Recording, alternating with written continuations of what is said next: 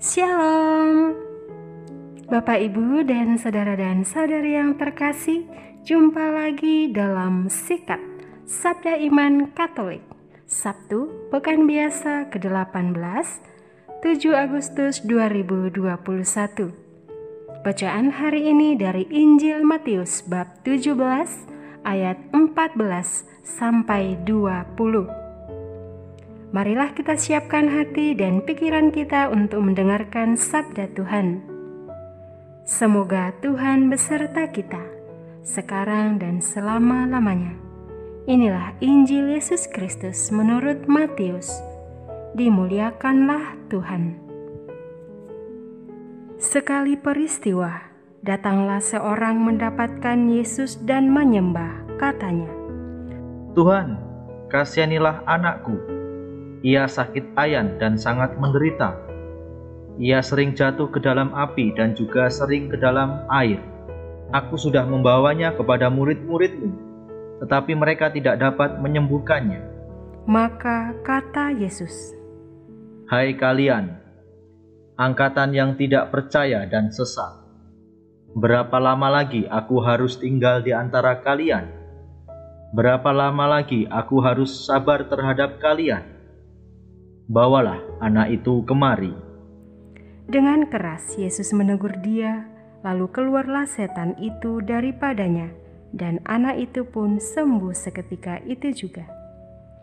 Kemudian murid-murid Yesus datang, dan ketika mereka sendirian dengan dia, bertanyalah mereka, "Mengapa kami tidak dapat mengusir setan itu?"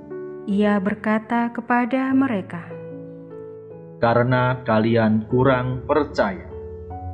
Sebab aku berkata kepadamu, sungguh sekiranya engkau mempunyai iman sebesar biji sesawi saja, kalian dapat berkata kepada gunung ini, pindahlah dari sini ke sana, maka gunung ini akan pindah, dan tiada yang mustahil bagimu."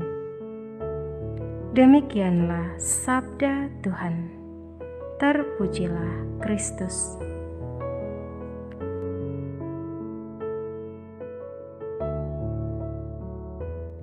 Bapak, Ibu, dan saudari yang terkasih, tema renungan kita hari ini adalah iman yang menyembuhkan.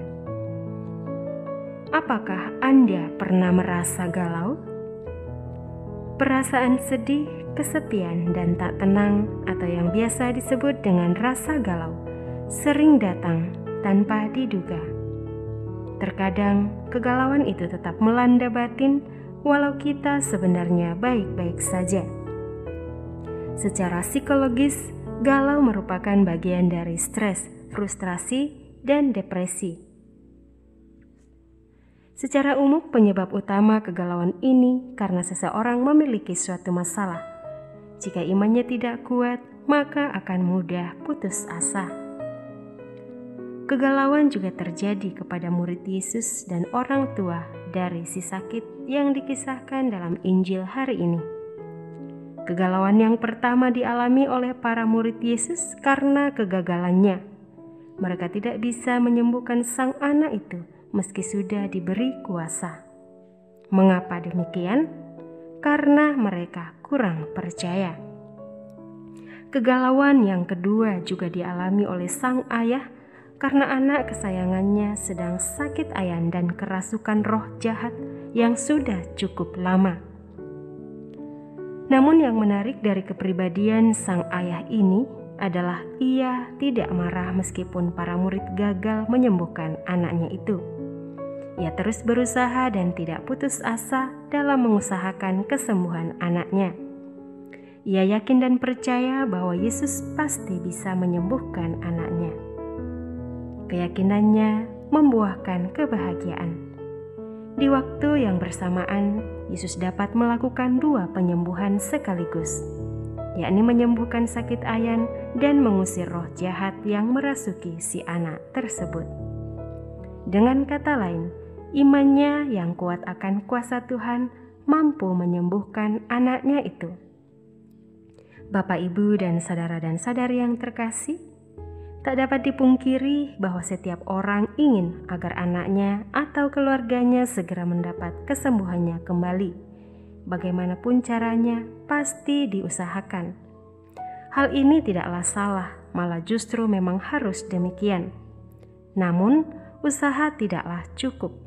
Artinya, proses kesembuhan dapat dilakukan dengan usaha yang disertai dengan doa dan iman kepercayaan yang kuat, seperti yang dialami oleh sang ayah dari si anak yang sakit yang diperlihatkan dalam Injil hari ini. Lewat kisah penyembuhan ini mau memperlihatkan kepada kita semua dalam konteks hidup kita saat ini bahwa usaha, doa-doa, dan dukungan dari keluarga dan orang di sekitar sangat membantu kesembuhan si sakit.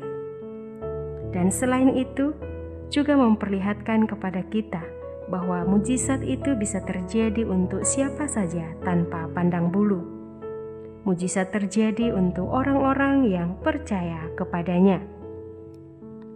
Lewat sapaan Tuhan hari ini, marilah kita bersama-sama belajar untuk selalu menyerahkan diri kepadanya, mengandalkan kuasa Tuhan dalam setiap perjalanan hidup kita, dan membiarkan Dia hadir berkarya dalam hidup kita. Semoga karena iman kepercayaan kita yang kuat kepadanya, kita pun memperoleh kekuatan, kesembuhan, dan keselamatan, khususnya di masa pandemi ini. Semoga berkat Tuhan senantiasa menyertai kita semua. Amin.